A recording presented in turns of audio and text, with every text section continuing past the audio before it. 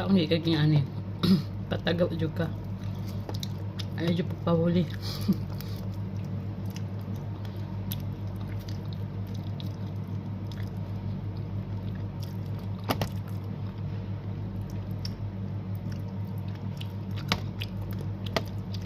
Ay, kani guys. Gilain lang pud ni sa kusinera diri. Ay Pilipino man kusinera di. May kami tulo gilainan mi sa atong katulong sa anak sa mama ba. Gitaguan namin yan sa kabinet niya. Kwaon naman mo dito. Pero hindi ka magpakita sa amo ni mo.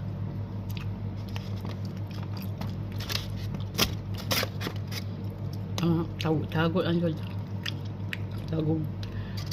Tago tama nang hindi ka mahuli.